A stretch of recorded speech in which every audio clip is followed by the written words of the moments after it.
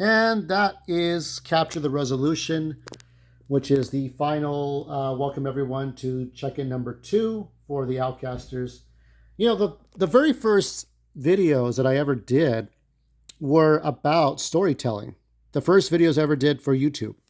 And I just kind of, other people would grift off of politics or comic books or comic book movies, Star Wars, superheroes, video games, whatever was popular, maybe Lord of the Rings, tabletop games. I put myself first. That's the thing you have to understand. What I will show you, if I have it here, let me see if I do have it, because things get lost in the ether. So let's put these up. Okay. Let's see if you can see them.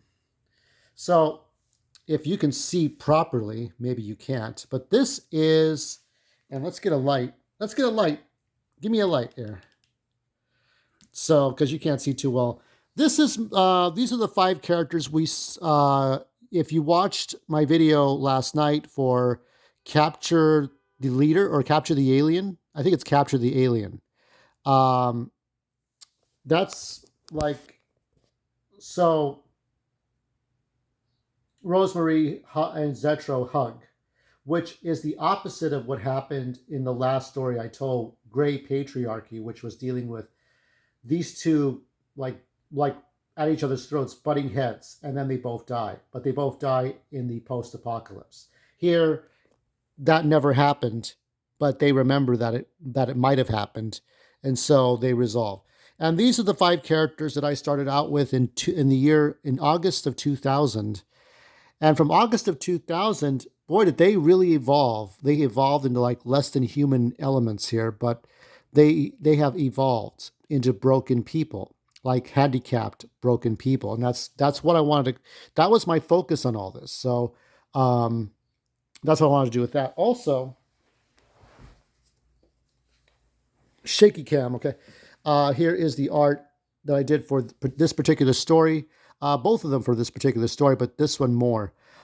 This is Centuri ball. So what it is, it's a ball with 100 faces on it, and depending on which side it lands on when it goes into so imagine it's a sink, right? And it goes into a hole, and in that hole, it will read the ball like a supermarket scanner. When it scans like groceries and stuff like that, it scans the item, it scans the number, and you get how many points. You get the most points you get, wins the game. But you're kicking a ball around a sink shaped arena. And if you kick your own ball into the sink in your territory, I'm trying to think. If the points are doubled, if you kick your own ball into another base of an opponent, if you kick an opponent's ball into the sink, you get triple points, kind of like throwing darts. So it's a weird game of playing. To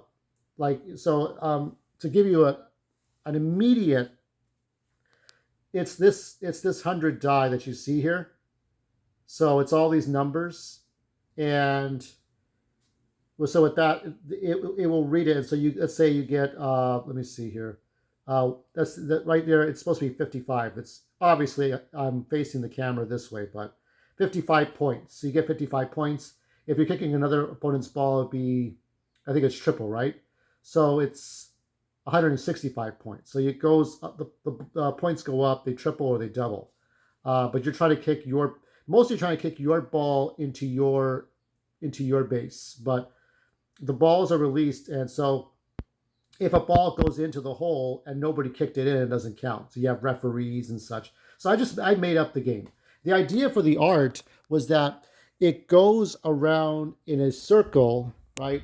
But it's all like one long panorama. So it tells the story of all the characters, but they're all doing something. And I put them in new outfits, not their traditional outfits, but the outfits that they would wear for the game. This Centauri Sphere is Jorge's game, And Jorge, we look at in the penultimate chapter. He gets his own stories later on, but yeah, this is his game, and so that's all I wanted to really do with this for right now. I will tell the final chapter on Monday night, and then I'm going to go to work on Gino's story, Zoo Chispa. That's this dude here. And I told a little bit before, but I never finished it, in which it we kind of confirmed that Gino is the one that transforms into these monsters as he turns into the dragon on stage when Rosemary and the other bounty hunters, the girl bounty hunter, Sonny's Bonds, were trying to stop him because he was supposed to show up for court, but he ended up going to a laboratory. All that's going to be answered. Lots of questions will be answered. Most of them. Most of the big problems will be solved. Some other ones may be more of a lore thing.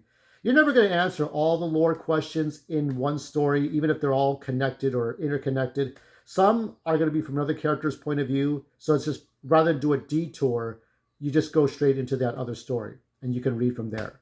I wanted to design this to be multiple readings so that, let's say you do the detours, or you read two stories, or maybe you read the different perspectives out of order, and it gives you a different feel each time you read it. It's a new experience. That's what I want to do. I wanted to do an experience, not just, oh, you know how the story goes, you can just go flip it. No, you have to now stop and read and look at it every time you're doing it. So that's all I'm doing for now. More to come later on. I have one more post, and then I got to do some boxes. I got to move boxes around.